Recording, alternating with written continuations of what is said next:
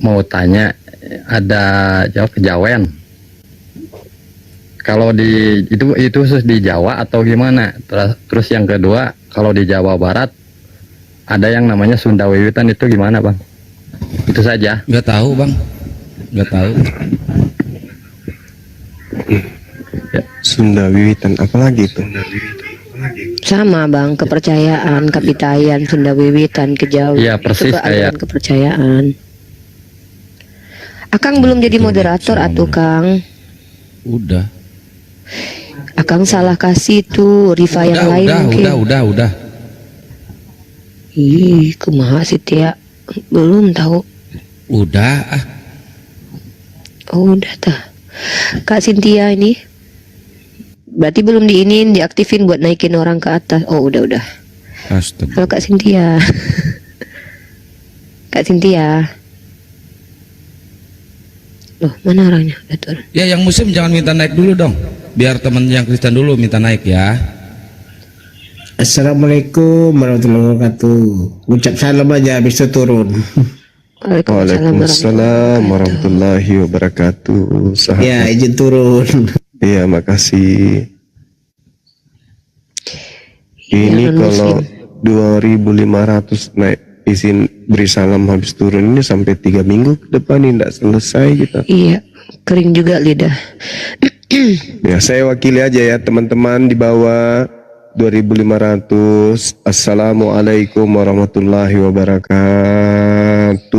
Udah. Waalaikumsalam warahmatullahi wabarakatuh. Yang di bawah juga yang beri salam, saya wakili teman-teman di atas. Waalaikumsalam warahmatullahi wabarakatuh. Masya Allah. Yang di YouTube juga ya. Assalamualaikum warahmatullahi wabarakatuh. Sehat-sehat semuanya. Panjang umur, rezekinya Amin, dimudahkan ya Allah. oleh Allah. Amin. Masya Allah. Yang Silakan. naik yang non muslim ya guys. Yang bau-bau muslim saya skip ya. Yang kepencet langsung di ini aja, ditolak lagi aja guys. Yang non muslim yang mau naik kalau perlu ketik 1 biar dijambak nanti.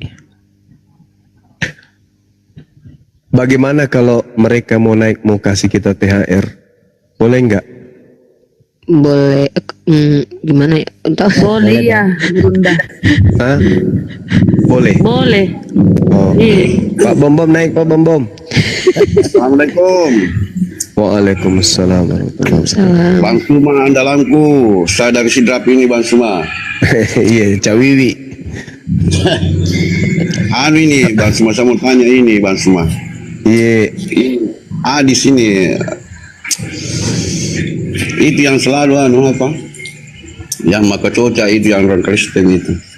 Siapa namanya? Pintar coba. Edis. Walah. Itu pintar gak itu bahasa ini Bang Juma? Bahasa Arab ya? Enggak. Oh berat. Enggak ya? Awe ajak bawa ke si kepala talang itu. Cuman dia itu dia licik. Itu liciknya dia itu ya pintar muter-muter kata kalau dia. Tak ada gunanya. Mending saya diskusi dengan 1.000 orang pintar daripada orang licik satu orang seperti dia. Betul. Itu pernah kita dengar itu debat itu, memang susah kalah kita itu. Bolak-balik perkataannya. Iya. Ya, cuma itu saja Bang Suma. Iya, makasih Bang. Makasih Bang Sumanya adalah gue. Iya, hati-hati Ki di jalan. Jangan Ki lupa makan sahur. Ya Wiwi. Iya, Cawiwi. Insyaallah Bang Suma ya, makasih. Iya. Waalaikumsalam warahmatullahi wabarakatuh. Kalau saya ke Makassar masakin ini condro. Bukan Condro. Hah? Iya, Kondro. Condro ya. Iya, Kondro. Sama iga bakar Bang Suma. Baik Bon, baik. Masya Allah. Di sini banyak iga bakar. Ada iga gajah, itu bagus juga katanya. Ya Allah. Tidak ada. Tidak ada bun iga gajah. Yang banyak vitaminnya iga bombom. Igaro, Bom udah nggak punya iga. Iya roh. Igaro. Akang dicariin Ustadz Wafi tuh. Kalau nggak di cancel. Udah bun, beliau udah lihat di grup. Udah dipakai pun dia. Oh ya. Ini ada yang naik 2 dari tadi tuh minta naik terus turun lagi. Pak Angler DTT sudah saya naikin. Muslim non Muslim Pak. Muslim. Oke, ada yang mau disampaikan sebelum saya turunkan Pak? Biar kita isi slot kosongnya untuk non Muslim ya. Oh, Rian kalau non Muslim saya mau sapa-sapa dulu, Bang Zuma. Ye, Muslim yang naik pur-puruan. Ye, dari Pindrang ini Bang Zuma. Pindrang juga. Tadi Sidra Pindrang, sebentar baru. Allahu Akbar, Masya Allah. Alhamdulillah. Alhamdulillah. Saya dari Polres Pindrang Bang Zuma, selalu mengikuti Allahu channel Bang Zuma. Akbar, Masya Allah. Subhanallah. Tidak pernah ki di Polwil, Pare-pare. Ayo pindahan dari Palu ke Bang Zuma. Oh, Palu. Iya. Dulu di Palu 19 tahun lebih baru pindah. Iya, menjadi 2019 baru pindah setelah bencana Bang Zuma. Habis Oh, habis evakuasi lalu, alhamdulillah pimpinan minta Masih- supaya dipindah. iya karena keluarga di Pindrang Bang Zuma. Iya, kembali ke markas berarti. Saya ini garo-garo Bang Zuma, bapak Iya. orang asli Pindrang. Iya. Saya punya mama orang Palopo, Palopo Toraja. Iya. Kalau saya punya kakek, alhamdulillah mualaf Bang Zuma. Bapaknya Allahu lama. Akbar, Masya Allah. Iya. Subhanallah. Salam Alhamdulillah. teman-teman di Polres Pindrang sana. Siap Bang Zuma, saya selalu Iya. mengikuti. Saya suka debat-debatnya Bang Zuma karena Di mana menyajikan. Ki? Di Paleteang Ki, lerang-lerang, Batan Sawito atau di mana? Saya di Polresnya Bang Zuma di bidang kesehatan. Oh gitu, iya.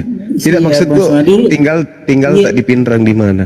Di Mas Sawito nih, Jalan Seroja. Oh Sawito, jalan yang ke. Jalan Seroja. Oh iya. Dekat Jalan Salo. Dekat Bah. Masjid An-Nur. Alhamdulillah sama dekat masjid sini. Iya, Masya Allah, iya. Iya. Banyak kenangan Selalu di Pindrang. selalu ikuti. Pernah di Pindrang berarti ini? Iya, Andre gitu, bara. Benar. Waktu ini Bang, waktu KKN di Pindrang saya kemarin Oh. di lerang-lerang. Oh, lerang-lerang iya. Iya, Paleteang. Iya. Tempatnya Kospin.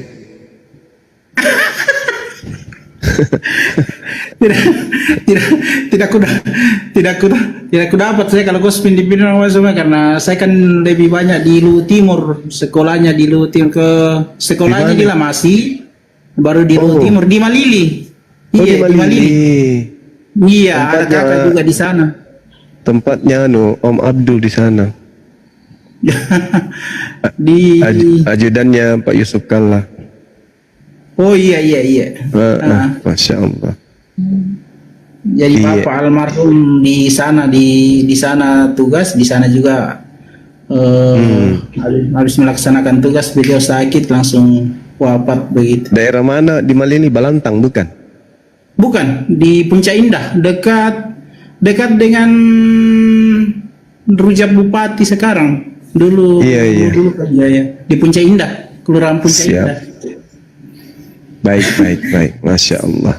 Kebetulan sekolahnya juga di sana dulu di Malili. Iya, Masya Allah. Saya tahun 97 ikut musabaqah di Malili. Oh. 97.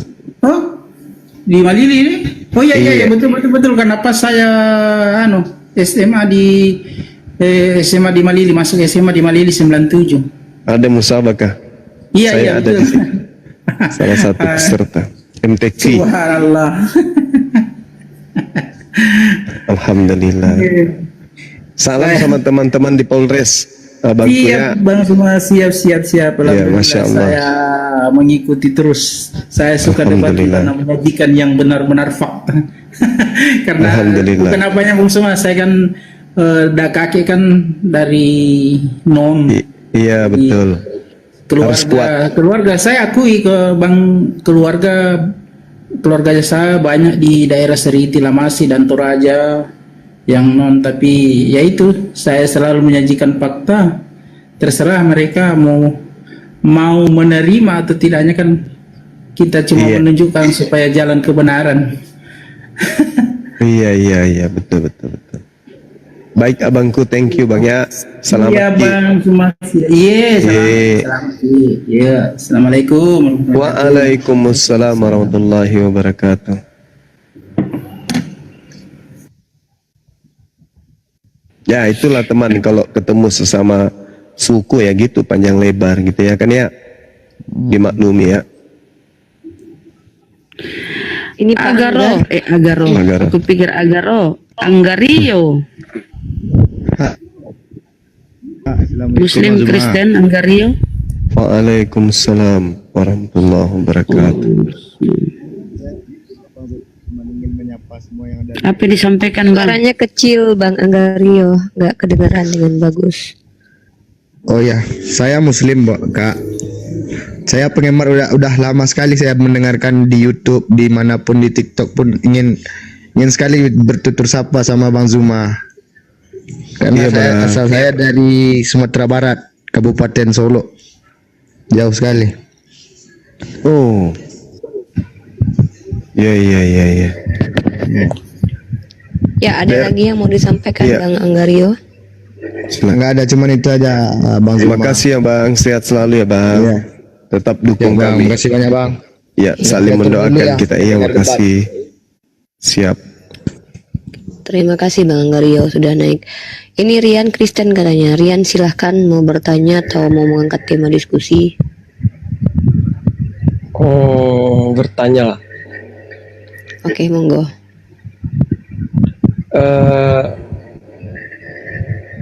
Sesuatu untuk menuhankan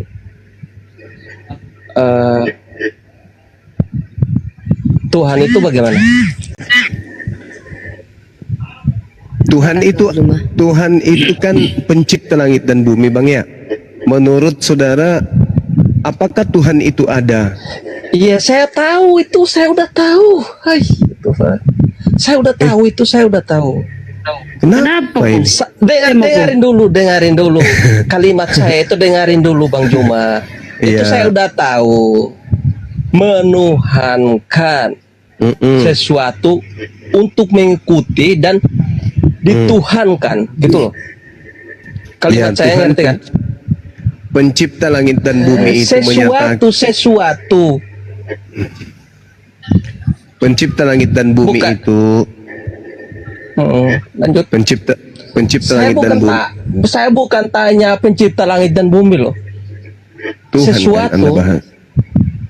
Tuhan kami itu hakikat laisa kamislihi syai'. Itu sembahan kami bang. Cuman kalau orang pencipta langit dan bumi itu dianggap Tuhan begitu. Pencipta langit dan bumi itu enggak dianggap Tuhan, itulah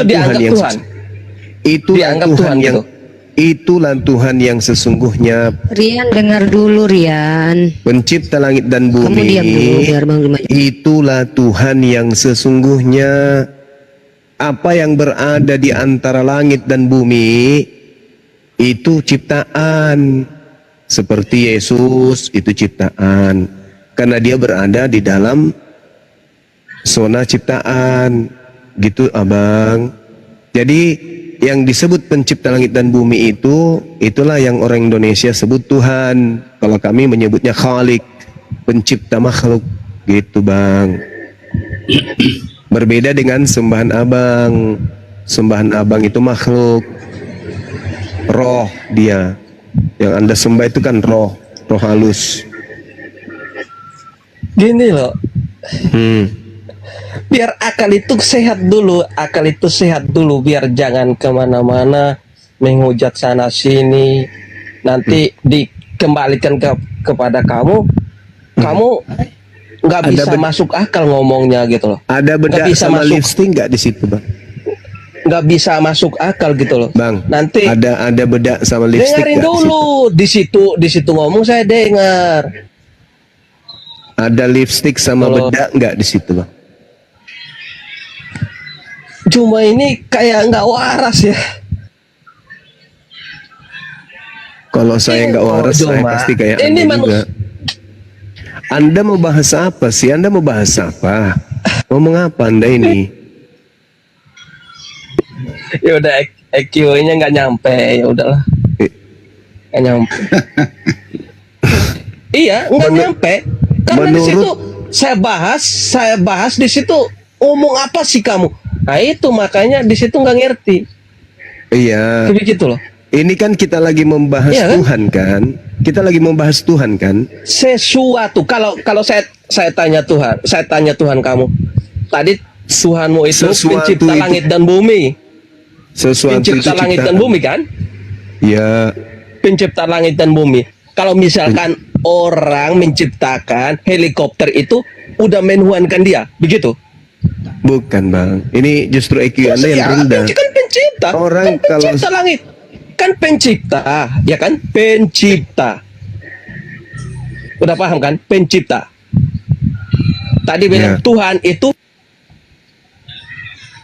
dulu Kalau- pencipta. Pencipta kita kayak pencipta ya. Pencipta nih. Bang, Kalau ada Tuhan bedak sama menciptakan lipstick langit dan nggak di situ? bumi, nah, dengerin dulu Juma, dengerin dulu. Ada Kalau ada Tuhan mencipt- ada bedak sama lipstick nggak di situ bang? Dengerin yang ada dia dulu, punya tarung bahasa, tarung bahasa dia. ya Tuhan.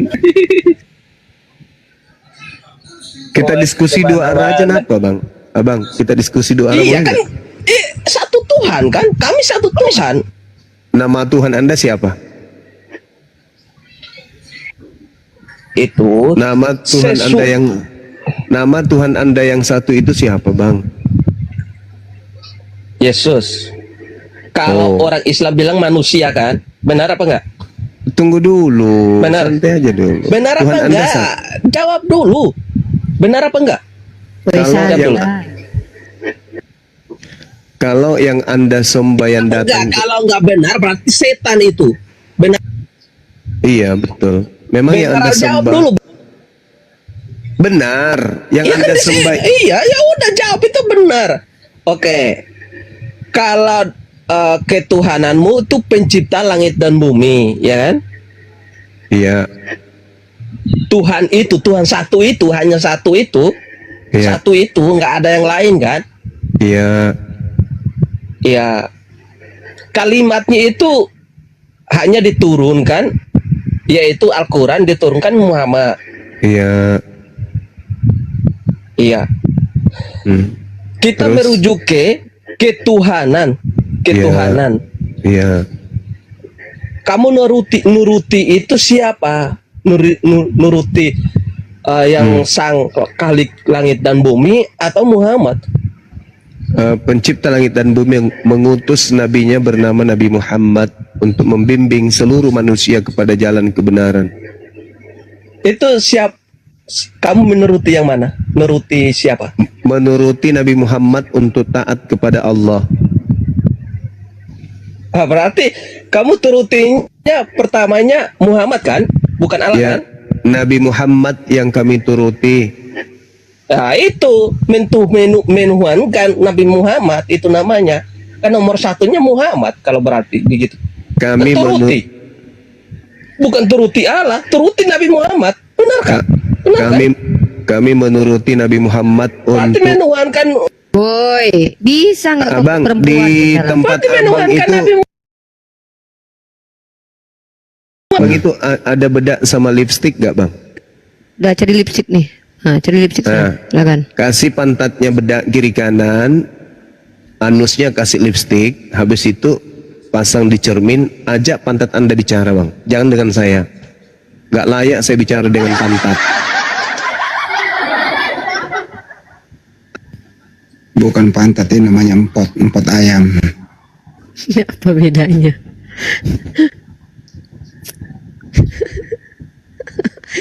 CKTP mau naik, ini naikin nggak?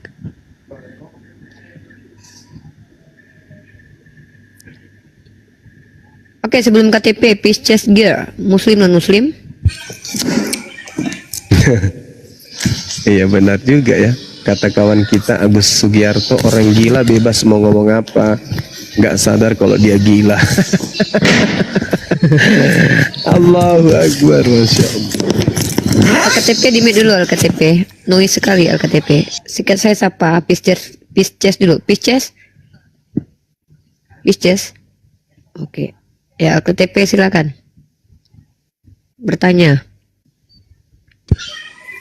Baik, selamat malam Bang Juma. Iya. Malam. Ya, mohon maaf mengganggu. Ini mau nanya Bang Juma. Siap. Tentang surga kan di surat Al-Baqarah. Iya. Yang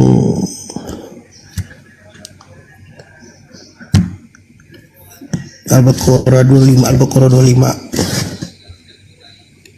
Perbedaan surganya di Injil Markus, iya, dengan di Al-Quran ini bisa minta dijelaskan nanti. Saya baca yang di Al-Baqarah dulu Bang Juma ya, yang Al-Baqarah 25. Boleh. Dan sampaikanlah kabar gembira kepada orang-orang yang beriman, iya, dan berbuat kebajikan, bahwa untuk mereka disediakan surga-surga yang mengalir di bawahnya sungai-sungai. Setiap kali mereka diberi rezeki buah-buahan dari surga, mereka berkata, inilah rezeki yang diberikan kepada kami dahulu. Mereka telah diberi buah-buahan yang serupa, dan di sana mereka memperoleh pasangan-pasangan yang suci. Mereka kekal di dalamnya. Sedangkan kalau di Injil Markus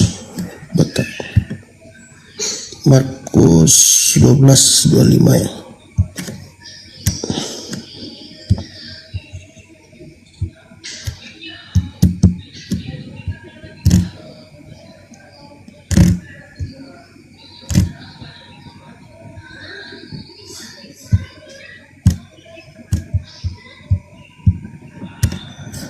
Markus 12:25, orang-orang Saduki bertanya kepada Yesus tentang surga. Kemudian Yesus menjawab, sebab apabila orang bangkit dari antara orang mati, orang tidak kawin dan tidak dikawinkan, melainkan hidup seperti malaikat di surga. Dan juga tentang bangkitnya orang-orang mati, tidaklah kamu baca dalam kitab Musa, dalam cerita tentang Semak Duri, bagaimana bunyi firman Allah kepadanya, akulah Allah Abraham, Allah Ishak, dan Allah Yakub. Ya, ini tentang perbedaan surganya, Bang Juma. Terima kasih. Iya, baik. Jadi di dalam Markus 12 nomor 25 yang Anda maksud tadi itu, memang betul tidak ada orang kawin mawin pada saat kebangkitan, Bang. Anda harus membedakan kebangkitan dan di surga atau di jannah. Jadi ketika dikatakan di dalam Markus itu anestemi itu bangkit, baru keluar dari kubur, langsung mau kawin, itu kayak ayam. Saya jadi ingat ayam kakek saya, baru bangun turun dari kandang kejar betina. Jadi manusia itu manusia yang kemudian tertuntun, punya pola, karena manusia itu bukan hewan. Masa bangkit dari kematian langsung kawin? Enggak, Bang. Coba baca kemudian Wahyu 21 nomor 9, baca Matius 9:15, Markus 2:20, Lukas 5 nomor 35, Wahyu 10 nomor 7. Ada mempelai wanita, mempelai pria di surganya Anda itu. Tapi orang Kristen ini memang cenderung lebih berpikir bagaimana menjatuhkan Islam, tanpa dia lupa bahwa serangan-serangan terhadap Islam itu justru akan menghantam kepala mereka dari kiri kanan dari Bible. Markus 12 nomor 25, sebab apabila orang bangkit dari antara orang mati, kayak mana ceritanya orang bangkit baru keluar dari kubur tiba-tiba mau kawin? Nggak ada itu bang. Coba Anda baca di dalam Yohanes 5 pengakuan Yesusnya langsung. Kalau kita lihat di dalam kitab saudara, bahwasanya orang dari kubur itu dibangkitkan. Mereka yang berbuat baik akan dibangkitkan untuk mendapatkan surga. Mereka yang berbuat dosa akan dibangkitkan kemudian untuk dihukum berdasarkan perbuatan ketika di dunia. Ini orang baru dibangkitkan dari kubur.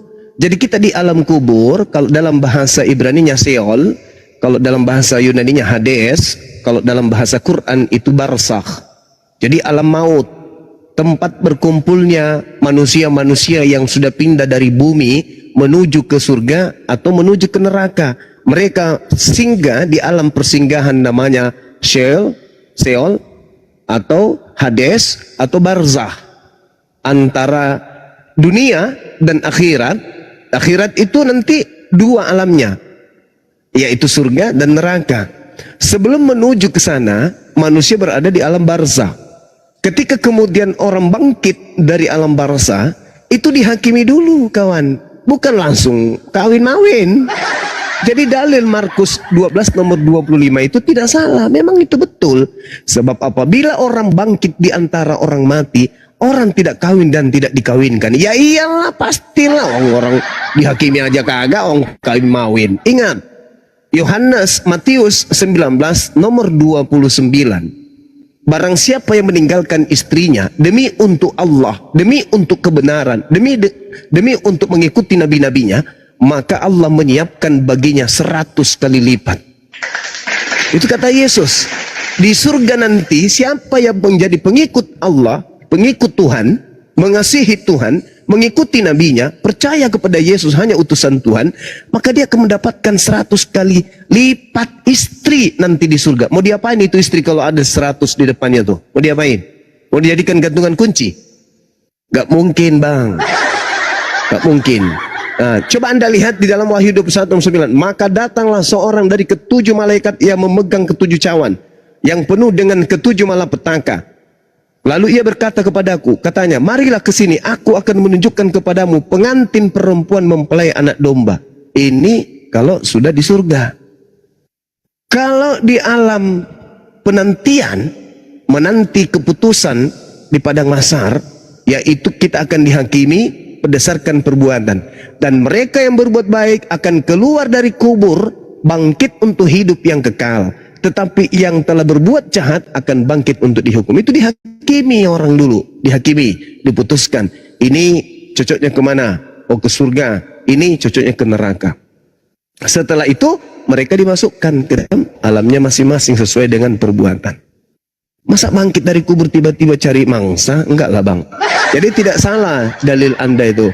Nah sedangkan kalau di surganya umat Islam, wabashiril ladina amanu wa amilus salihat anna lahum jannatin tajri min tahtihal anhar kullama ruziku minha min thamaratir rizqa qalu hadzal ladzi ruziqna min qablu wa utubihi mutasyabiha wa lahum fiha azwajum mutahharatu wa hum fiha khalid. Sampaikan kabar gembira kepada orang-orang beriman dan berbuat kebajikan bahwa untuk mereka disediakan surga. Setiap kali mereka diberi rezeki buah-buahan dari surga, mereka berkata, inilah rezeki yang diberikan kepada kami dahulu. Mereka telah diberi buah-buah yang serupa, dan di sana mereka memperoleh pasangan-pasangan yang suci. Mereka kekal di dalamnya. Ada satu hal yang perlu Anda perhatikan di sini. Ketika kemudian orang Kristen menganggap dirinya benar, Tuhan tidak memberikan babi untuk dimakan, tapi Kristen inginkan. Oke? Tuhan kemudian mengharamkan makanan-makanan agar supaya orang tidak memakannya, tapi Kristen menginginkan. Kristen mengambil itu. Kristen membutuhkan, tapi giliran kemudian Tuhan memberikan makanan justru ditolak. Apa itu namanya? Tuhan memberikan makanan padahal Yesus mengatakan, aku akan makan bersama dengan engkau di surga semeja dengan Abraham dan seterusnya. Lucu kan? Tuhan memberikan makanan, tidak mau dia. Giliran tidak dikasih untuk dimakan, mereka makan semuanya. Kalau perlu mobil truk pun dimakan. Aneh. Aneh memang kalian itu. Ketika di surga itu bukan lagi tempat kita mengabdi. Itu tempat pembalasan yang pencipta kita janjikan kepada kita. Bagaimana kita taat di bumi, karena Tuhan itu maha penyayang. Ketika kita taat, menahan perut, menahan lisan, menahan jasad ini dari hal-hal yang diharamkan, maka nanti kelak Allah akan menghalalkan itu semua. Itulah yang disebut jannah, surga, tempat kebahagiaan. Bagaimana Anda bisa bahagia? Coba Anda pahami ini. Ini secara logika nih. Apakah Tuhan itu kejam? Enggak mungkin. Tuhan itu maha penyayang, maha pengasih. Tuhan memberikan Anda kelamin. Oke? Lalu kemudian dihidupkan pada tempat yang kekal. Hidup kekal, punya kelamin, tapi pensiun kelaminnya. Hanya dijadikan sebagai aksesoris atau dijadikan sebagai alat untuk menarik sinar gitar, habis itu dipetik biar ada bunyi. Itu surga atau neraka namanya. Anda memiliki keinginan, Anda memiliki syahwat yang kemudian halal untuk disalurkan, tapi Anda menolak. Ada apa dengan Anda? Ketika kemudian di dunia justru diharamkan, Anda halalkan. Di kehidupan berikutnya dihalalkan, Anda haramkan. Ini lucu Anda manusia. Apakah ketika Anda nanti kehidupan berikutnya Anda sudah bukan manusia? Misalnya Anda bangkit dari kubur berupa kecoa, atau ketika Anda bangun dari kubur itu berupa walang sangit. Saya rasa walang sangit pun butuh kepuasan hasrat. Kalau nggak percaya tanya Bom-Bom. Apalagi ente. Bagaimana mungkin nanti Anda masuk surga, Anda mengingat kehidupan di dunia? Apa yang Anda katakan? Andai dulu di dunia aja daripada di sini. Punya senjata, tapi pelurunya nggak ada. Punya lambung, tapi nggak diisi. Apanya artinya ini hidup kekal kayak begini? Padahal kiri kanan ada buah-buahan, kiri kanan banyak yang indah-indah, banyak bidadari-bidadari, tapi tidak dikasih keinginan seperti manusia. Apanya ini namanya? Itu siksaan, coy. Kecuali ketika Anda bangkit dari kehidupan nanti, Anda sudah berubah menjadi apa itu ya? Menjadi kura-kura ninja. Tapi kura-kura pun masih membutuhkan kemudian jantan betina. Apakah setega itu Tuhan pencipta langit dan bumi? Kita aja nih, kita nih punya anjing peliharaan di rumah. Lalu kemudian kita kebiri dia. Kita larang, kita suntik nonotnya supaya tidak tegang. Atau kita tutup rahimnya supaya tidak melahirkan. Sehingga hilang nafsunya. Apakah itu Anda tidak kasihan sama anjing Anda yang begitu gagahnya, kemudian lantas kemudian Anda kebiri, apa namanya itu? Dikebiri ya? Apa namanya itu ya? Dihilangkan nafsunya, senjatanya dikebiri. Gimana siksanya itu binatang? Coba, Anda manusia yang begitu sempurna, apalagi yang bangkit tubuh kemuliaan, artinya tubuh kesempurnaan, yang begitu ganteng, beribu kali ganteng lagi, begitu 1000 lebih kali lipat lagi kejantanan Anda di sana, ketampanan Anda di sana. Tapi yang ucoknya loyo, letoy, nggak bisa ngapa-ngapain, hanya seperti kain batik, kain horden ditiup angin. Alamak. Itu mah bukan surga, coy. Itu penderitaan, itu siksaan. Kain horden. Iyalah. Senjata cuman kain horden, dipakai kipas-kipas. Gimana ceritanya? Aduh, mama kodong. Jadi pahami Markus 12 itu kawan, 25, pahami bahwa itu bukan surga, itu hari kebangkitan dari kubur. Janganlah mau seperti ayam jantan, belum cuci muka, belum sikat gigi, cari betina kejar sana sini. Baru juga keluar dari kubur, cari betinanya, kejar betina. Enggak lah kayak gitu. Kita ini bukan binatang. Jadi kita dibangkitkan menurut Al-Quran dan menurut Yesus, dibangkitkan lalu kemudian dihakimi. Setelah dihakimi baru diputuskan ini penghuni neraka, ini penghuni surga, gitu. Nanti di surga kita diberikan segala macam kenikmatan. Di situ tidak ada lagi kesengsaraan, yang ada hanya kebahagiaan dan kenikmatan saja. Tapi ingat bang, orang beriman itu tidak mungkin kemudian pola hidupnya itu seperti binatang. Kalau di dunia saja mereka tidak berzina, di dunia saja mereka menjaga kelamin mereka, di dunia saja mereka menjaga pola hidup mereka, bagaimana nanti di surga, di mana dia bisa melihat langsung Tuhannya? Tidaklah mungkin orang beriman itu seperti binatang, seperti hewan. Tidaklah mungkin orang beriman itu seperti di film-film biru yang Anda sering nonton. Tidak mungkin. Orang beriman ketika masuk ke jannah, jalannya pun itu penuh zikir, duduknya penuh zikir. Jadi tidak seperti pola yang kita bayangkan, seperti ada penceramah yang Ustadz dadakan yang mengatakan di surga itu ada pesta seks. Itu kalau ketemu saya itu kusiletin mulutnya itu. Gak ada yang kayak gitu. Dipikirnya surga itu tempat surga itu tempat suci. Kenapa kemudian kita dihalalkan? Ya karena suci tempat itu, nggak ada haram di situ. Tempat suci, nggak ada kecemburuan. Yang ada hanya kasih sayang, kebahagiaan, kenikmatan dan seterusnya. Itu baru surga. Jadi ya cobalah renungkan. Mana ada orang bangkit dari kubur langsung kawin? Itu Yesus sedang memberikan contoh perumpamaan kepada orang pada saat itu ketika ditanya kawan. Jadi sangat disayangkan kalau misalnya Anda menganggap itu surga. Itu bukan surga itu.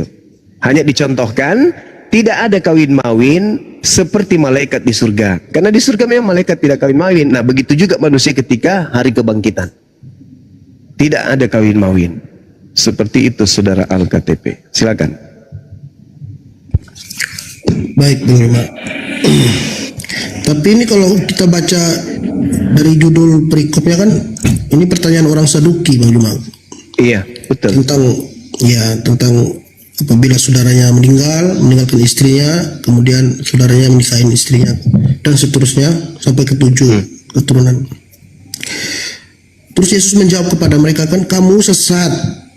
Justru karena kamu tidak mengerti kitab suci maupun kuasa Allah. Ini sebenarnya saya baca ulang Bang Rima, yang ayat 25. Iya. Sebab apabila orang bangkit dari antara orang mati, orang tidak kawin dan tidak dikawinkan, melainkan hidup seperti malaikat di surga.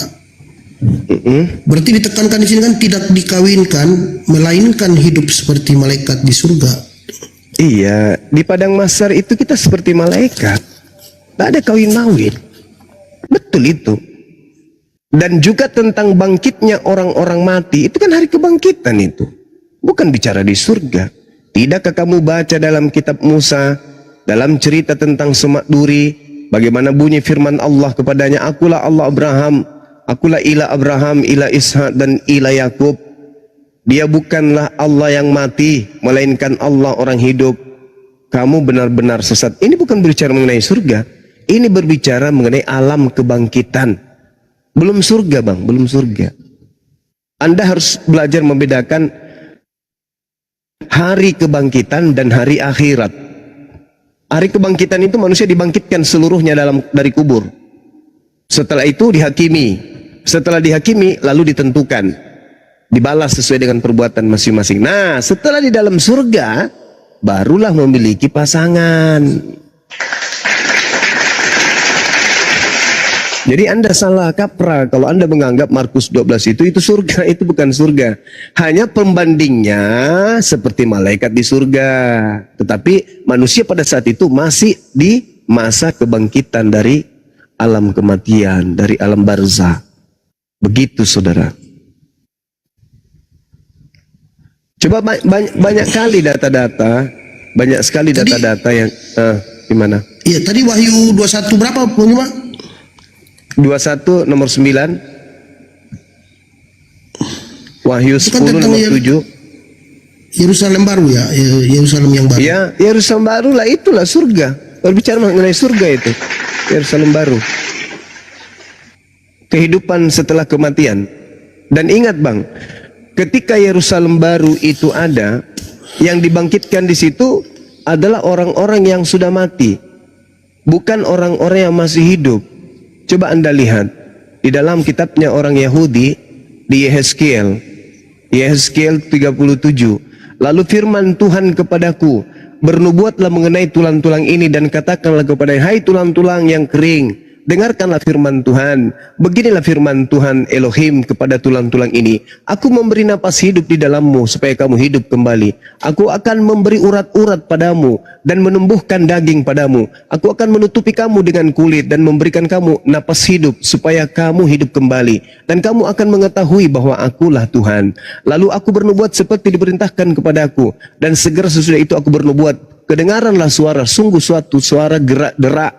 Tulang-tulang itu bertemu satu sama yang lain. Sedang aku mengamatinya, lihat urat-urat ada dan kulihat daging tumbuh padanya. Kemudian kulit menutupinya, tetapi mereka belum bernapas. Maka firman Tuhan kepadaku, bernubuatlah kepada napas hidup itu, bernubuatlah hai anak manusia, dan katakanlah kepada napas hidup itu, beginilah firman Tuhan Elohim, hai napas hidup, datanglah dari keempat penjuru angin dan berhembuslah ke dalam orang-orang yang terbunuh ini supaya mereka hidup kembali. Lalu aku bernubuat seperti yang diperintahkan kepadaku dan napas hidup itu masuk ke dalam mereka sehingga mereka hidup kembali. Mereka menjejakkan kakinya, suatu tentara yang sangat besar. Firman Tuhan kepadaku, hai anak-anak manusia, tulang-tulang ini adalah seluruh kaum Israel. Sungguh mereka sendiri mengatakan tulang-tulang kami sudah menjadi kering dan pengharapan kami sudah lenyap, kami sudah hilang. Oleh sebab itu bernubuatlah dan katakanlah kepada mereka, beginilah firman Tuhan Elohim, sungguh aku membuka kubur-kuburmu dan membangkitkan kamu, hai umatku, dari dalamnya, dan aku akan bawa kamu ke tanah Israel.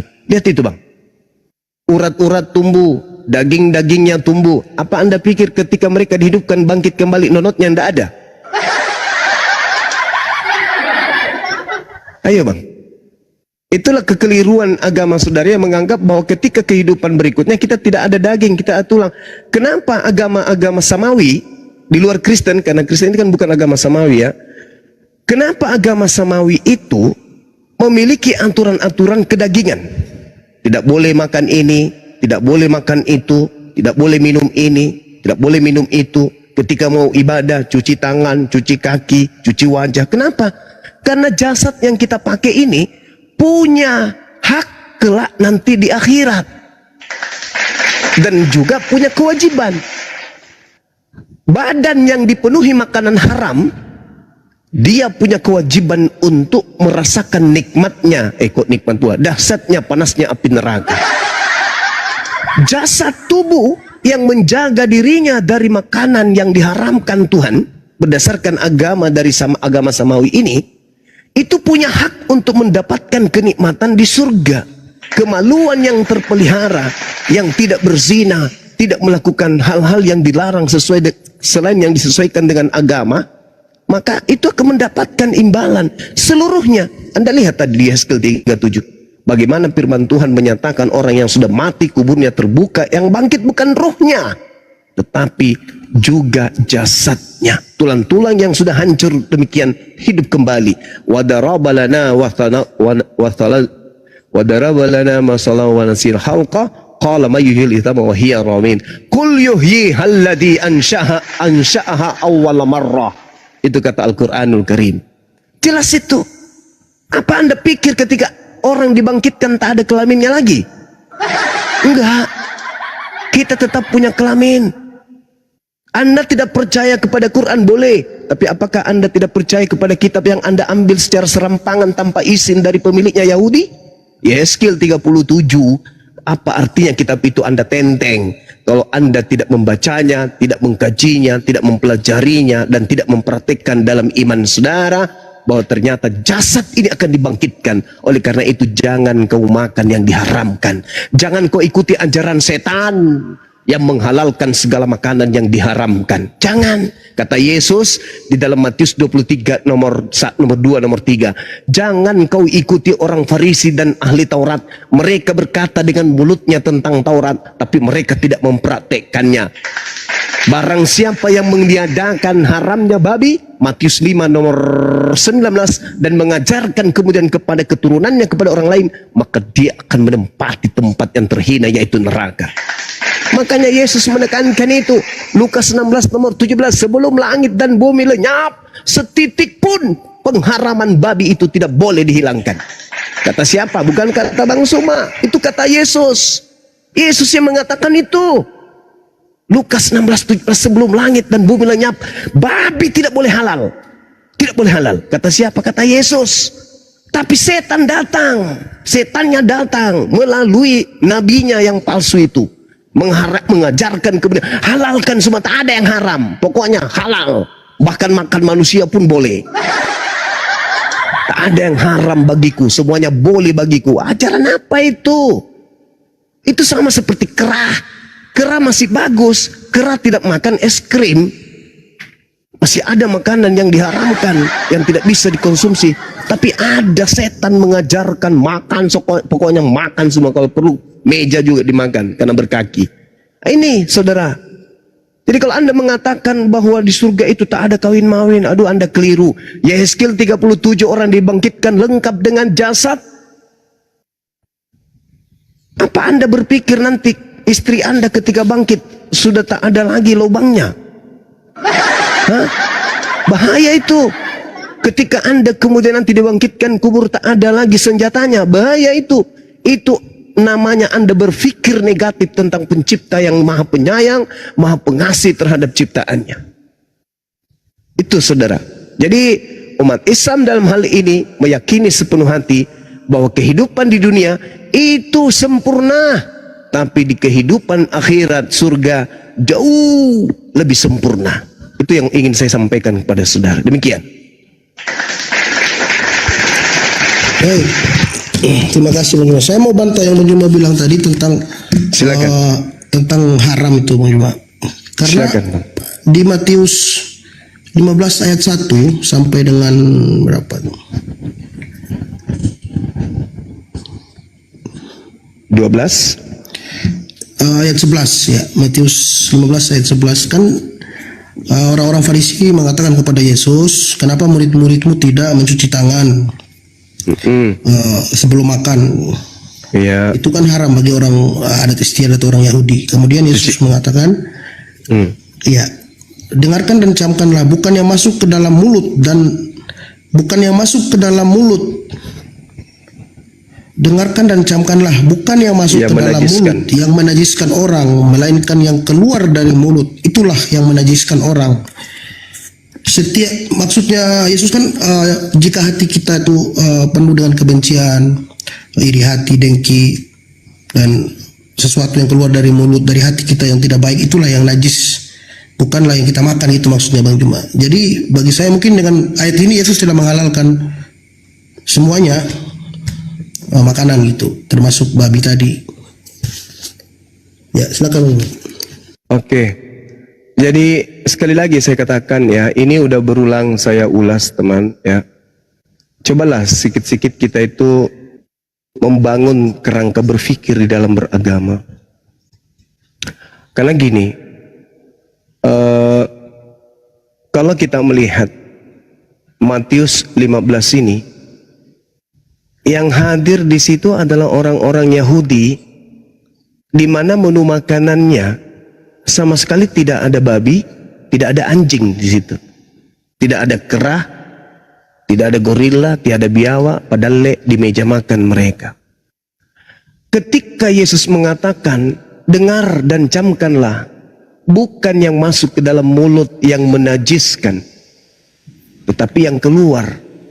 Ini tidak sedang, murid-muridnya tidak sedang makan babi. Ini hanya kasus cuci tangan. Cuci tangan dan tidak cuci tangan. Orang-orang Farisi, ahli Taurat, berkata kepada Yesus, kenapa muridmu makan tidak cuci tangan? Dijawab oleh Yesus, bukan yang masuk ke mulut yang menajiskan. Artinya ini masalah cuci tangan, bukan masalah babi. Andai saja ahli Taurat dan orang Yerusalem, ahli Taurat yang ada di Yerusalem pada saat itu bertanya, Yesus, kenapa muridmu makan babi? Barulah boleh Anda mengatakan Yesus sudah menghalalkan babi. Ini cuci tangan, Cak Ayu, bukan makan babi murid-muridnya di situ. Ini cuci tangan, karena orang Yahudi tidak mungkin menghalalkan apa yang diharamkan. Tidak mungkin. Kalian yang pemakan babi yang mentafsirkan bahwa oh sudah menghalalkan semuanya. Salah ente.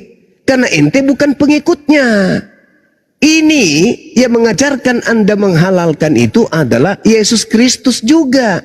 Tetapi Yesus Kristus yang lain, yaitu yang datang kepada Paulus, yang membisikkan Paulus Kolose 2. Paulus, ya paman, aku Yesus Kristus. Sampaikan kepada pengikutmu, janganlah mau dibiarkan dihukum mengenai makanan dan minuman, atau mengenai hari raya, bulan baru, ataupun sabat. Semuanya sudah halal. Itu Yesus Kristus yang diduga palsu. Kalau Yesus Kristus yang datang ke tengah-tengah Bani Israel, itu mak tak menghalalkan babi. Yang tadi itu cuman terkait cuci tangan dan tidak cuci tangan. Jangan kau larikan ke babi, sebab di situ tidak ada menu babi. Begitu saudara, silakan. Dan ingat ya, ingat. Baik. Ya, sabar. Yehezkiel 66, nomor 15, nomor 16, nomor 17, pencipta langit dan bumi akan datang dan membakar semua pemakan babi tanpa terkecuali. Itu bang. Silakan. Oke, baik. Saya mau bertanya, Bang. Silakan. Ya. Ya, saya 6 ya. Saya mau bertanya, Bang Juma. Silakan. Kalau di agama Islam, di Muslim, apa boleh menceraikan istri, atau misalnya istri menggugat cerai suami, itu boleh gak? Hal yang paling dibenci oleh Allah dan Rasulnya, tapi halal, yaitu cerai. Apa? Iya, halal. Tidak haram menceraikan istri. Tidak haram. Dan di dalam kitabmu juga ada kok tentang cerai itu. Nah, kalau di sini saya baca di Markus 10 ayat 11, Yesus berkata, barang siapa menceraikan istrinya lalu kawin dengan perempuan lain, ia hidup dalam perzinahan terhadap istrinya itu. Dan jika si istri menceraikan suaminya dan kawin dengan laki-laki lain, ia berbuat zina. Ya. Berarti diharamkan cerainya. Saudara, Matius 5 nomor 31, barang siapa yang menceraikan istrinya, hendaklah dia memberi surat cerai kepadanya. Jadi jangan kamu salah artikan. Matius berapa Bang Lima? Mohon maaf. Matius 5. Iya, Matius 5 nomor 31. Silakan Anda buka di situ. Siapa yang menceraikan istrinya harus memberi surat cerai kepadanya. Jadi jangan Anda mensalah artikan Bible Anda sendiri. Sekarang begini, ketika ada seorang istri berzina, main dengan laki-laki lain, dan itu diulang setelah Anda nasihatin, setelah Anda memberikan maaf, tetapi dia tetap mengulang. Lalu dari hasil dia berzina, dia mendatangkan anak. Di saat kamu menjadikan dia, statusmu masih istri, dia hamil dari laki-laki lain, dia punya anak. Bagaimana hasratmu ketika dia hamil? Apakah Anda ingin menahan selama 9 tahun, 9 bulan? Itu mustahil. Maka apa solusinya? Ceraikan. Ceraikan. Ada seorang istri yang ketika Anda pergi kerja cari nafkah, di rumah ada orang tua Anda, ibu yang melahirkan Anda, memberi makan kepadanya dengan wajah yang muram, memberikan uang dengan muka yang tidak enak. Bahkan orang tua yang renta sering dipijak kakinya, ditamparnya, dikasih makanan basi.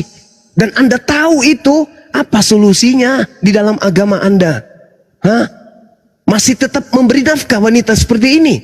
Oh tidak kawan, ceraikan. Kenapa? Karena itu hanya mendatangkan kemudaratan, kemudaratan bahaya yang sangat besar daripada itu. Tuh ada solusi, kita ceraikan secara sah. Matius 5 nomor 31 telah difirmankan juga. Ini firman Tuhan loh. Menurut tradisi Kristen, ini firman Tuhan. Siapa yang menceraikan istrinya harus memberi surat cerai kepadanya. Islam coy. Jadi jangan muluk-muluk kawan.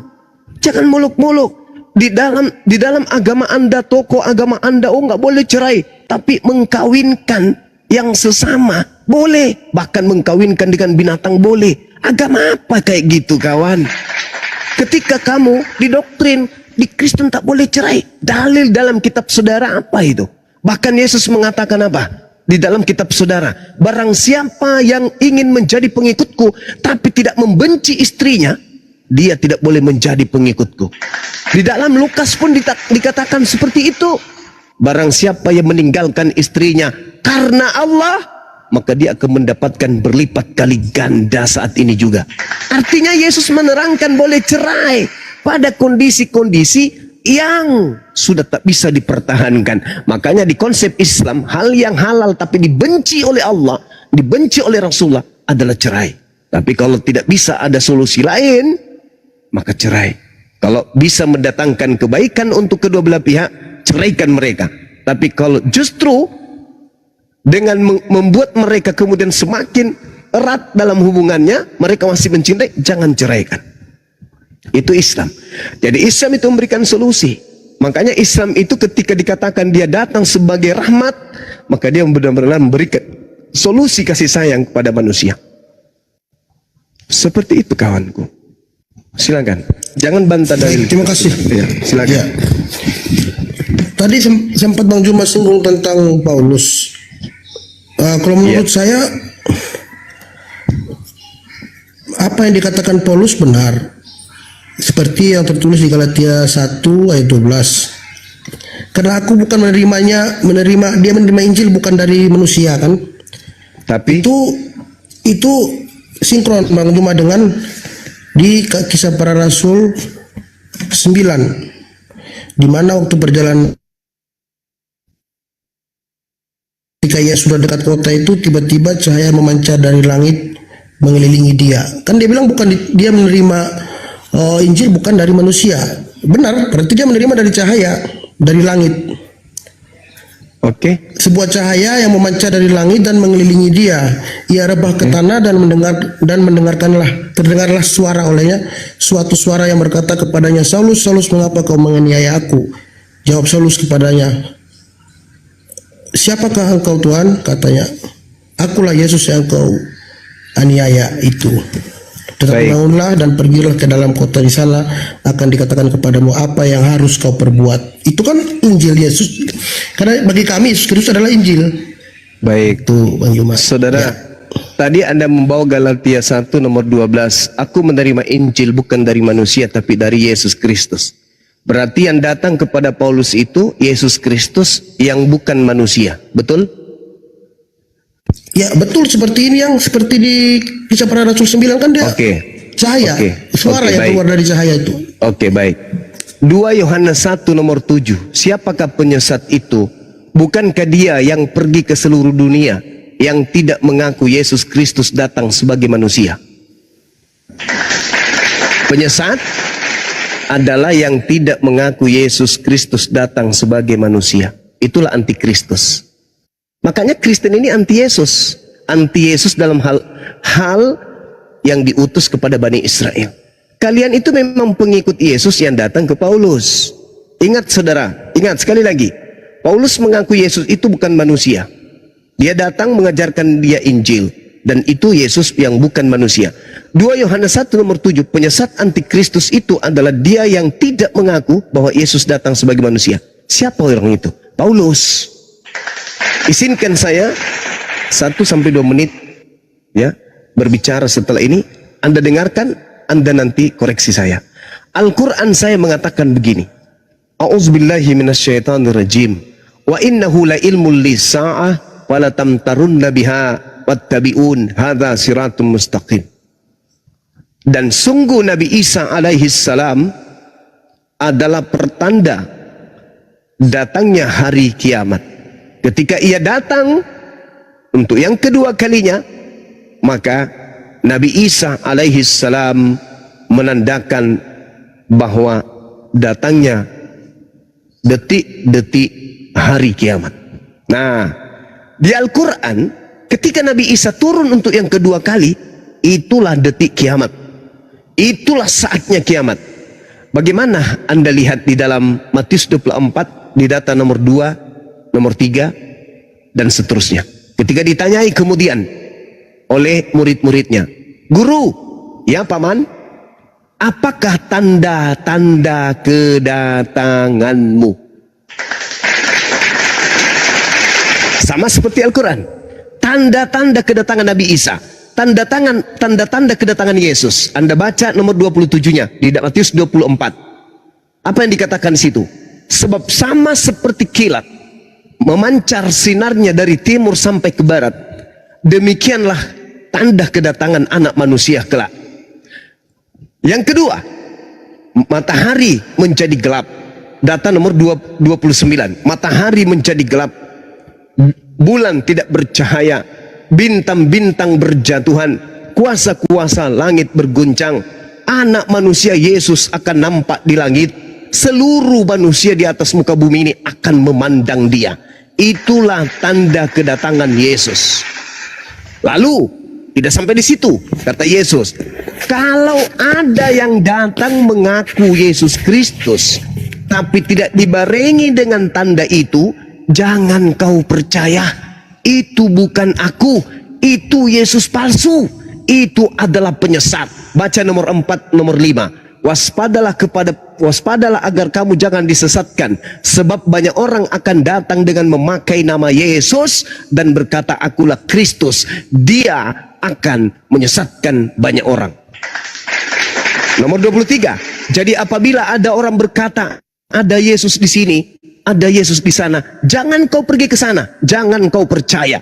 Camkanlah, aku sudah mengatakannya terlebih dahulu kepadamu. Jadi apabila ada orang berkata, "Ada Yesus di padang gurun, ada Yesus di dalam bilik," jangan kau percaya. Sebab Yesus palsu dan nabi-nabi palsu, rasul-rasul palsu akan datang dan akan melakukan mujizat-mujizat sekiranya mungkin menyesatkan orang-orang pilihan juga.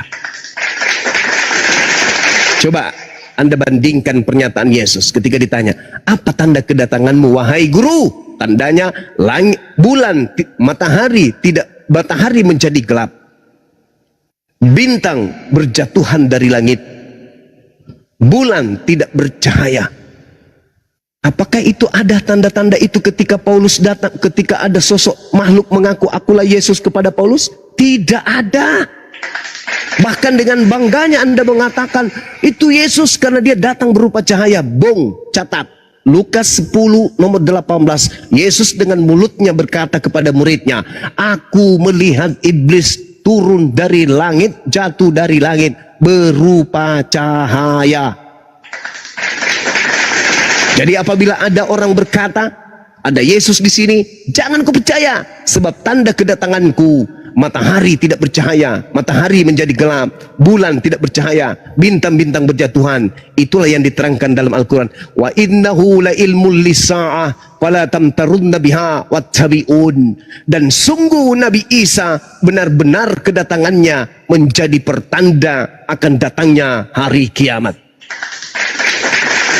Bersambut dengan ucapan Yesus, rangkulan dengan ucapan Yesus, jelas searah dengan tanda-tanda kedatangannya menurut Yesus. Jadi yang datang cuman ketemu pada saat dia sujud tahajud, ketika dia umroh, kemudian dia mimpi ketemu dengan cahaya, bersuban panjang, berjanggut punjang, matanya menyala dan seterusnya.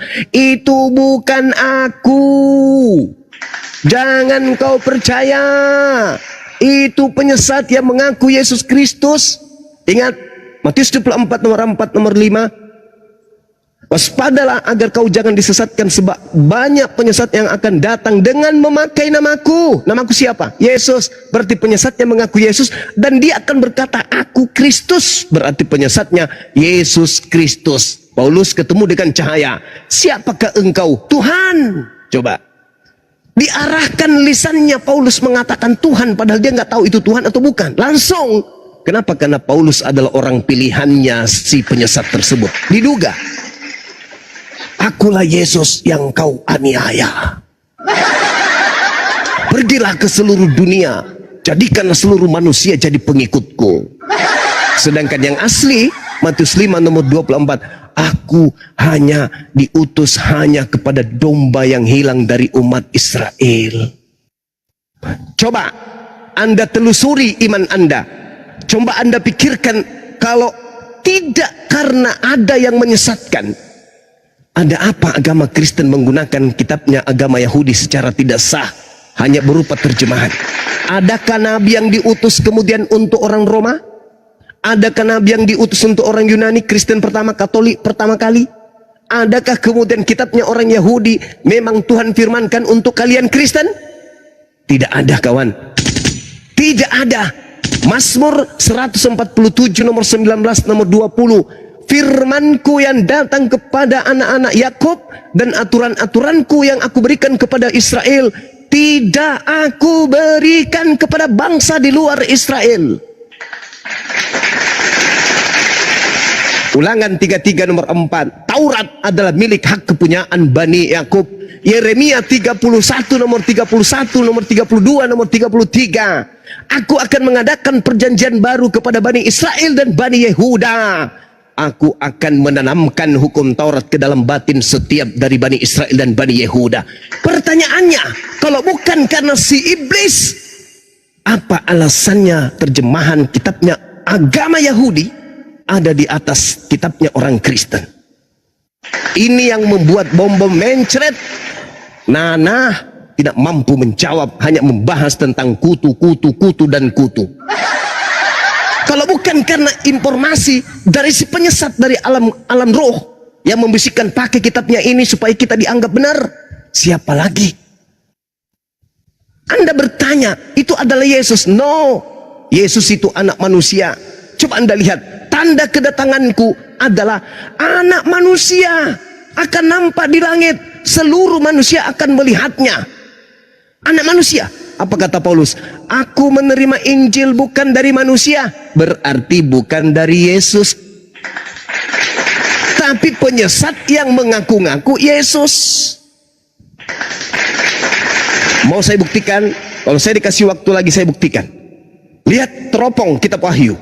Teropong kitab Wahyu yang Anda bangga-banggakan itu, yang Kristen-Kristen banggakan itu. Akulah Alfa, akulah Omega. Coba Anda lihat Wahyu 1 nomor 18. Dan yang hidup, aku telah mati, namun lihatlah, aku hidup sampai selama-lamanya, dan aku memegang segala kunci maut dan kerajaan maut. Siapa yang memegang kunci kerajaan maut?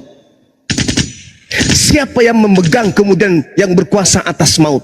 Baca Ibrani 2 nomor 14. Karena anak-anak itu adalah anak-anak dari darah dan daging, maka ia juga menjadi sama dengan mereka dan mendapat bagian dalam keadaan mereka, supaya oleh kematiannya ia memusnahkan dia, yaitu iblis yang berkuasa atas maut. 1 Yohanes 5 nomor 19. Dengarkan. Kita tahu bahwa kita berasal dari Allah dan seluruh dunia berasal di bawah kuasa iblis. Kisah 2 nomor 24. Tetapi Allah membangkitkan dia dengan melepaskan dia dari sengsara maut, karena tidak mungkin ia tetap berada dalam kuasa maut. Ibrani 2 nomor 9. Tetapi dia yang untuk waktu yang singkat dibuat sedikit lebih rendah daripada malaikat-malaikat, yaitu Yesus, kita lihat yang oleh karena penderitaan maut dimahkotai dengan kemuliaan dan hormat, supaya oleh kasih karunia Allah ia mengalami maut bagi sesama manusia. Yohanes 12 nomor 31. Sekaranglah waktunya dunia ini akan dihukumkan, dan juga waktunya iblis, yaitu penguasa dunia, dilemparkan keluar. Ingat saudara, Yohanes 14:30 iblis penguasa dunia.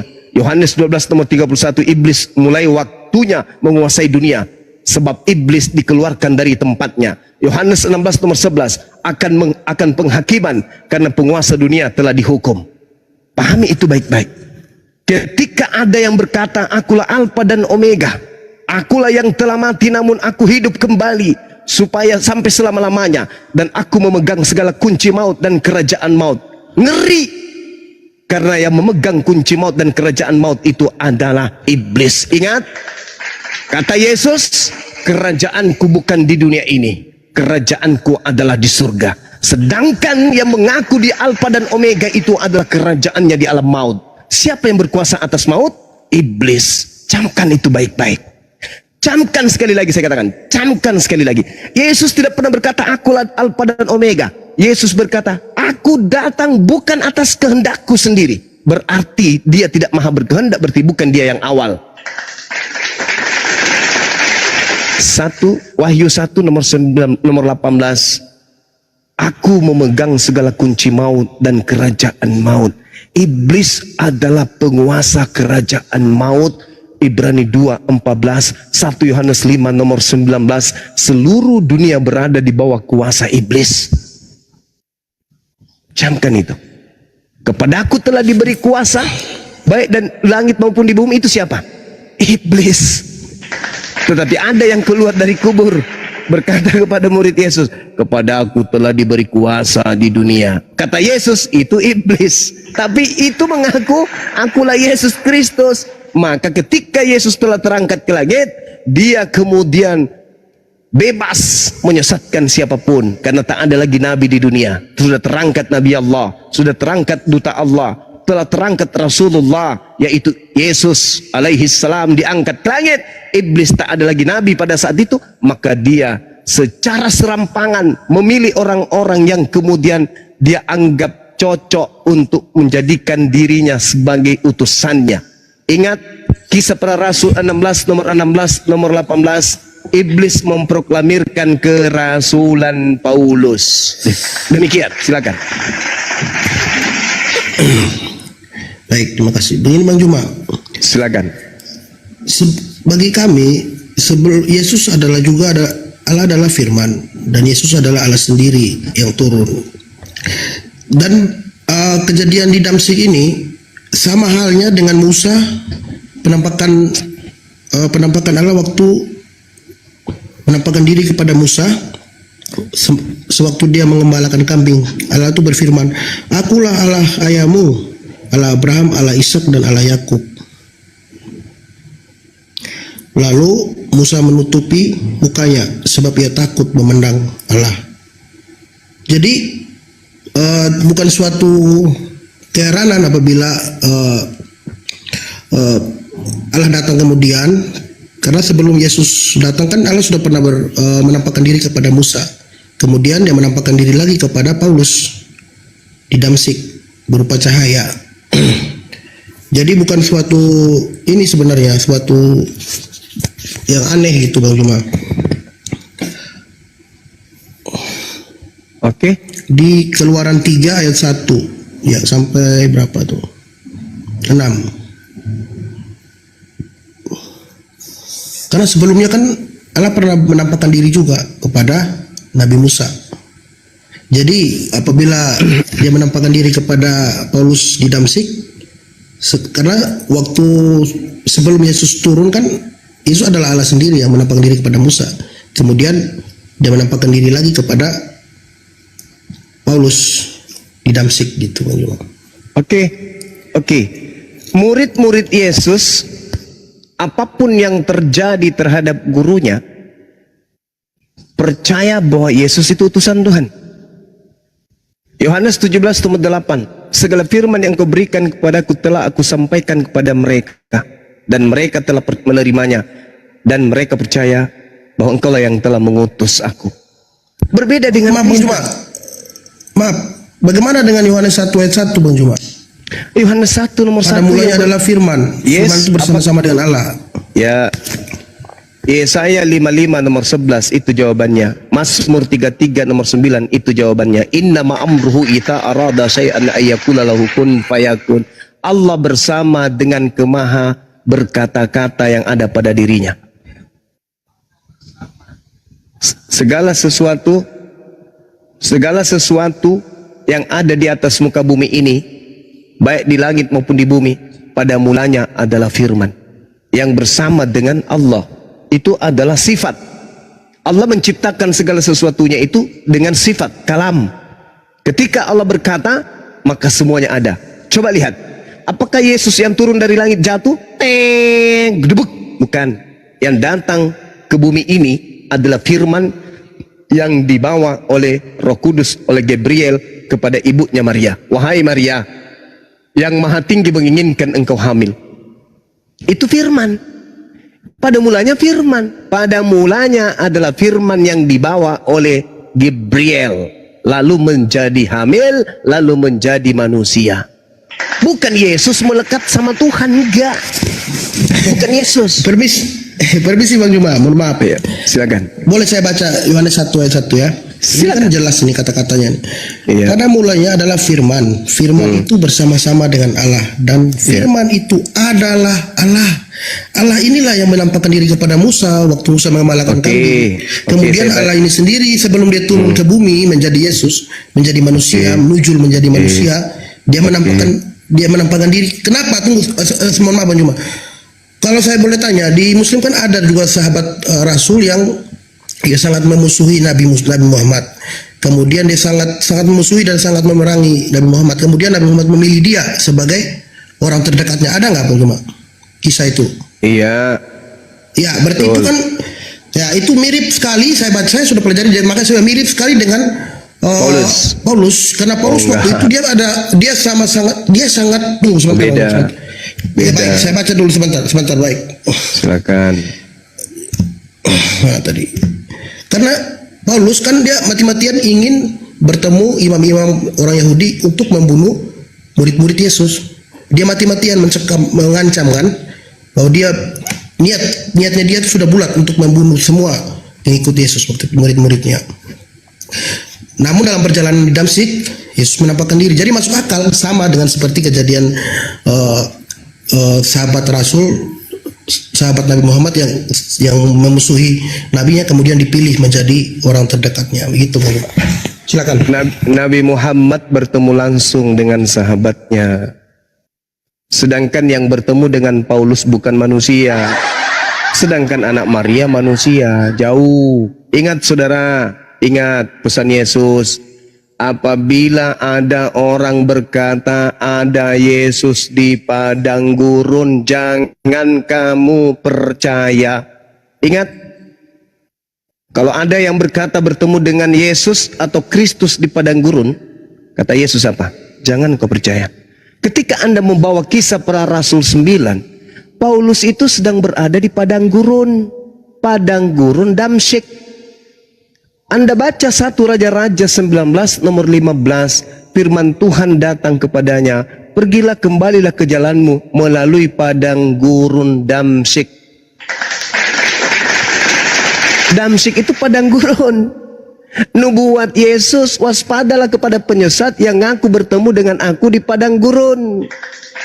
Lalu kemudian dikatakan, waspada juga kepada penyesat yang mengaku bertemu dengan aku di dalam bilik. Apa dalam bilik itu? Temeong. Temeong dalam bahasa Yunani. Bilik. Temeong artinya apa? Artinya apa? Tempat rahasia, ruang rahasia. Sel, penjara itu ruang rahasia. Tidak boleh sembarangan masuk, nggak seperti toilet umum itu. Kalau di penjara, penjara itu khusus siapa yang ada di situ, itulah yang tahu di dalam isinya. Tidak semua orang bisa masuk ke dalam. Itulah yang disebut bilik rahasia, temeong. Situlah tempatnya Paulus mengaku bertemu dengan roh bernama Yesus, lalu menulis surat. Ada 3 surat yang diselesaikan Paulus dalam bilik rahasia. Karena dia mengaku, aku menerima Injil bukan dari manusia tetapi dari Yesus. Camkan itu baik-baik. Kemudian ketika Anda berbicara bahwa seperti Nabi Musa bertemu dengan Allah di Gunung Sinai, itu bullshit, itu bohong. Allah Subhanahu wa taala tidak datang dalam bentuk hakikatnya ke Nabi Musa, dalam bentuk wujudnya kepada Nabi Musa, enggak. Dan itu dibantah kemudian Al-Quran surah Al-A'raf. Begitu juga dibantah oleh kisah para Rasul nomor 7. Saya bacakan kepada Anda, nomor 35. Musa ini yang telah mereka tolak dengan mengatakan, siapa yang mengangkat engkau menjadi pemimpin dan hakim? Musa ini juga telah diutus oleh Allah sebagai pemimpin dan penyelamat oleh malaikat yang telah menampakkan dirinya kepada Musa di semak duri. Musa inilah yang menjadi pengantara dalam sidang jemaah di padang gurun di antara malaikat yang berfirman kepadanya di Gunung Sinai. Kisah Para Rasul 7 nomor 35 nomor 38. Yang kamu sangka Tuhan datang kepada Musa itu hanya malaikat. Ingat saudara, Yesus berpesan, waspadalah kepada penyesat yang datang kepadamu dengan memakai namaku dan berkata, akulah Yesus Kristus.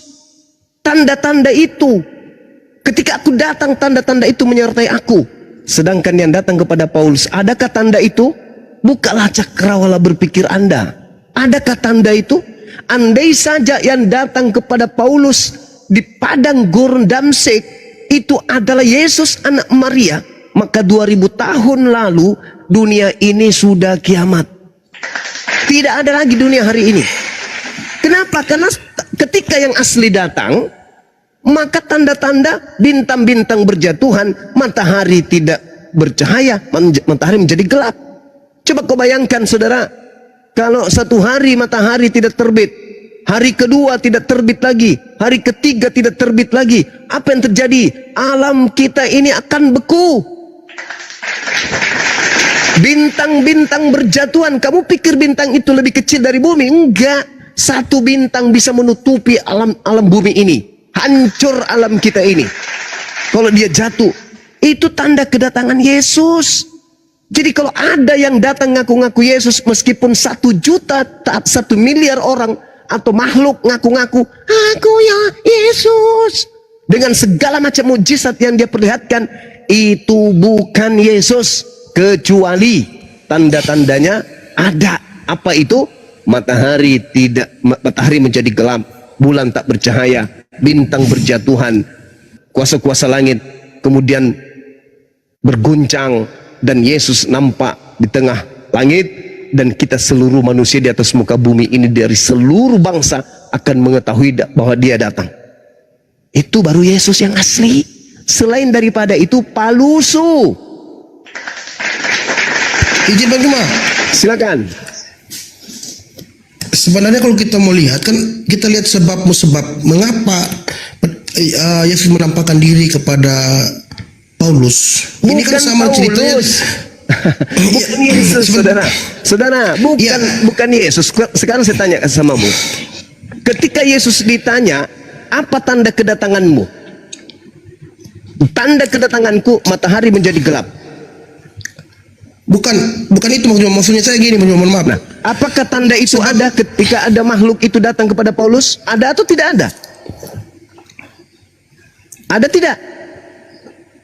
Tidak. Berarti itu bukan Yesus. Tapi begini Bang Juma, kalau kita lihat dari sebabnya, mengapa dia menampakkan diri, ini sama dengan kejadian Umar bin Khattab, sahabat Nabi Muhammad. Kan ada kejadian di mana Umar bin Khattab adalah sahabat Nabi yang awalnya membenci Nabi Muhammad, namun kemudian menjadi sahabat setia dan membela Islam. Nah, kenapa dia dulu membenci? Sama kayak persis dengan Paulus, karena kejadian di Kisah Para Rasul 9 ayat 1 tuh, sementara itu berkobar-kobar hati Saulus untuk mengancam dan membunuh murid-murid Tuhan. Ia menghadap imam besar dan meminta surat kuasa daripadanya untuk dibawa kepada majelis-majelis Yahudi di Damsyik, supaya jika ia menemukan laki-laki dan perempuan yang mengikuti jalan Tuhan, ia menangkap mereka dan membawa mereka ke Yerusalem untuk dibunuh. Jadi sebabnya sama kejadiannya dengan sahabat Nabi tadi. Maksudnya ada mengapa sampai Yesus menampakkan diri gitu. Ada sebabnya gitu. Karena Paulus ini ingin membunuh pengikut-pengikut Tuhan gitu, Bang Juma. Ya. Jadi ada sebab gitu. Jadi masuk akal bagi saya gitu loh. Ya, silakan. Tapi izinkan saya bertanya sama saudara. Ya. Di dalam Matius 12 nomor 38 sampai nomor 45. Angkatan jahat ahli Taurat dan orang Farisi bertanya kepada Yesus, "Guru, kami ingin melihat suatu tanda darimu." Jawab Yesus kepada mereka, "Angkatan jahat dan angkatan tidak setia ini menuntut suatu tanda, tetapi kepada mereka tidak akan diberikan tanda selain tanda Nabi Yunus. Sebab seperti Yunus tinggal dalam perut ikan 3 hari 3 malam, demikian juga anak manusia akan tinggal dalam perut bumi 3 hari 3 malam. Pada hari keempat, pada hari ketiga anak manusia akan keluar dari kubur. Anda tadi mengagung-agungkan Paulus karena berkobar-kobar ingin membunuh, menganiaya dan seterusnya, lalu bertobat. Saya ingin bertanya, siapa oknum yang dimaksud Yesus di dalam Matius 12 nomor 43 dari data orang Farisi dan ahli Taurat berkaitan dengan tanda angkatan jahat?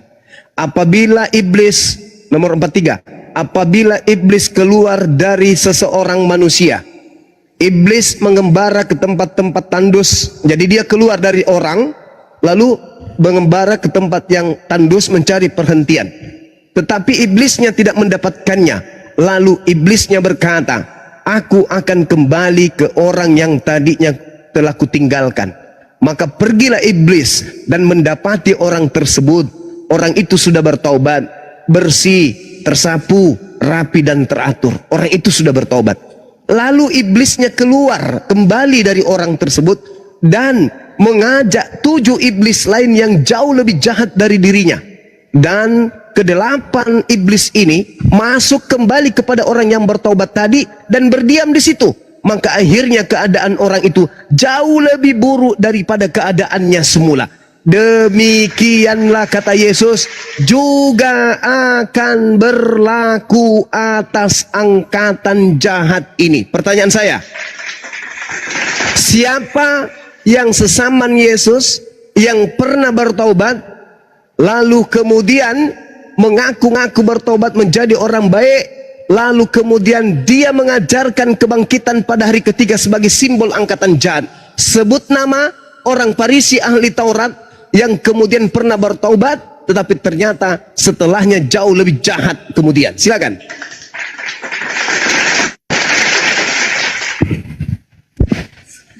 Ya, kalau di Kisah Para Rasul memang betul. Paulus, ini kan judul perikopnya udah Saulus bertobat kan. Matius 12. Angkatan jahat minta satu tanda, dan siapa yang menggaungkan tentang penyaliban ke seluruh dunia, tebusan dosa dengan penyaliban, bangkit pada hari ketiga, itu orang Farisinya. Angkatan jahat yang tadinya bertobat lalu semakin menjadi-jadi. Nah, kata kuncinya ada di Matius 23. Matius 23 nomor 1, nomor 2, nomor 3. Orang-orang Yahudi ahli Taurat dan orang Farisi telah menduduki kursi Musa. Mereka berkata-kata tentang Taurat tetapi mereka tidak mempraktekkannya. Ikutilah apa yang dikatakan, tapi jangan kau ikuti apa yang mereka lakukan. Sebab mereka berbicara Taurat tapi mereka tidak mempraktekkannya. Nomor 15-nya, celakalah engkau wahai ahli Taurat, orang Farisi, orang munafik, engkau menjelajahi daratan, menyeberangi lautan untuk mentobatkan orang untuk menjadi pengikut agamamu, dan setelah dia mengikutimu, kau jadikan dia orang neraka dan dua kali lebih jahat daripada engkau sendiri. Baca Kisah Para Rasul 24 nomor 5. Paulus adalah tokoh dari agama Kristen. Dia yang keluar meninggalkan Yerusalem, menyeberangi lautan, menjelajahi daratan, dan dia orang Farisi dan dia ahli Taurat. Dia mentobatkan orang-orang Roma menjadi pengikutnya. Kata Yesus, pengikutnya dia jadikan sebagai orang neraka dan 2 kali lebih jahat daripada dia sendiri. Kalau hari ini, malam ini, kamu membela Paulus, wajar. Kenapa? Karena kata Yesus yang asli, waspadalah agar kau jangan disesatkan. Yang namanya penyesat mampu kemudian mengunci hati seseorang untuk tidak menerima kebenaran. Dia akan menyesatkan banyak orang. Gelar dari penyesat itu adalah Yesus Kristus. Kalau itu bukan Kristen, coba Anda tunjukkan kepada saya, siapa pengikut Kristus yang banyak disesatkan tersebut? Apa nama mereka? Siapa nama Tuhan mereka? Itu bukan Kristen. Kristen adalah Kristus. Dan Kristen ini pengikut Paulus, dan Kristen ini kemudian benar-benar menyembah kepada yang disebut Yesus Kristus. Sedangkan Yesus anak Maria mengajarkan murid-muridnya menyembah yang ada di langit yang disebut Elohim. Silakan Anda renungkan, Anda boleh menjawab, Anda juga boleh tidak menjawab.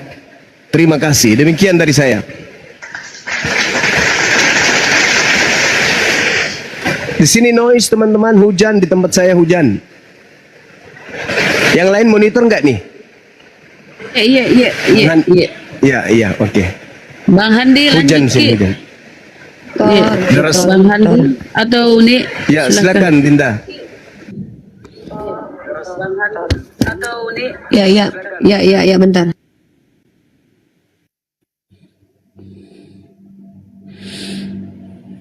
Mana Al-KTP? Udah ini tercerahkan. Terus saya mau tanya Bang Juma, bagaimana dengan kisah para rasul 20 ayat 6, Paulus menghidupkan orang mati? Jika dia Bang KTP, Bang Zuma katanya tadi hujan, kan sudah dengarkan.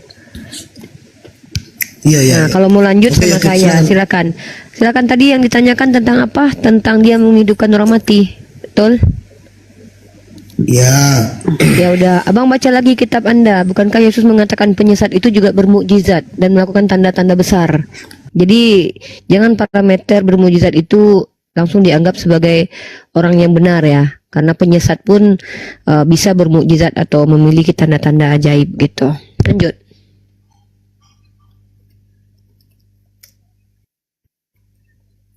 Silakan. Coba baca dalam kitab Anda Matius 24 nomor 4 sampai 5, kan dijelaskan di situ kan. Waspadalah supaya jangan ada orang yang menyesatkan kamu. Ya, orang yang datang itu mengaku Mesias dan menyesatkan banyak orang, yang sudah dijelaskan sama Bang Zuma tadi. Bahkan nabi palsu ini dalam Matius 24 sampai 20, ayat 24 sampai 25, Mesias palsu ini muncul mengadakan tanda-tanda yang dahsyat dan mukjizat-mukjizat. Jadi apa hebatnya mukjizat-mukjizat? Karena memang sudah dikatakan orang ini menyesatkan dengan menunjukkan mukjizat-mukjizat hebat. Ya, tadi Bang Zuma sudah sangat terang sekali menjelaskan. Ya, mungkin kita ganti pemain ya, yang lain. Ya. Udah saya catat kok. Nanti saya pelajari. Ada lagi yang saya mau ini tentang penyaliban. Kan di Muslim kan tidak percaya kalau Yesus disalibkan. Sedangkan waktu Yesus mau mati di kayu salib, dia berdoa, ya Bapa ampunilah mereka sebab mereka tidak tahu apa yang mereka perbuat. Berarti sinkron, dia ini konsisten dengan apa yang diajarkan dia kepada murid-muridnya, yaitu berdoalah untuk orang yang menganiayanya. Kan Yesus berkata berdoalah untuk orang yang menganiayamu. Kemudian waktu dia mau mati di salib, dia berkata, ya Bapa ampunilah mereka sebab mereka tidak tahu apa yang mereka perbuat. Berarti pertanyaan saya jelas itu yang di kayu salib berarti Yesus gitu loh. Dari tadi Anda coba menawarkan produk pikir Anda yang kami sebenarnya tidak butuhkan ya. Tapi tidak masalah, saya mau tanya sama Anda, itu Tuhan Anda berdoa dikabulin nggak sama Bapaknya? Begini, ini bukan masalah dikabulkan, konsistennya. Saya bukan seperti dia memberikan contoh dan dia praktekkan gitu loh. Saya tanya, ketika dia mempraktekkan berdoa kepada Tuhannya, dikabulin nggak doanya? Ngapain ngikutin orang yang berdoa belum tentu dikabulin? Saya tanya, ketika dia berkata, ya Bapa, ampunilah mereka, mereka tidak tahu mereka yang mereka lakukan. Ditaubatkan nggak sama Tuhan Anda itu orang-orang yang mentusbol dia, menganiaya dia, sehingga ini layak orang dikatakan sebagai contoh yang benar. Ada tidak bukti kalau orang-orang yang menganiaya dia pada waktu itu semuanya yang dia katakan tidak tahu itu bertobat semua, sehingga layaklah dia dikatakan sebagai orang yang diterima tobatnya, diterima doanya. Kalau doanya saja tidak diterima, apa gunanya dia melakukan praktek doa? Orang doanya nggak dikabulin. Bentar, untuk membuktikan doanya terkabulkan, tunjukkan kepada saya secara sejarah semua orang Yahudi yang ingin menghabisi nyawanya dan mengolok dia, dan semua orang Yunani yang menghabisi nyawanya bertobat menjadi Kristen. Tunjukkan kepada saya sejarahnya. Ada satu yang waktu saya tanya semua, ya, saya tanya semua.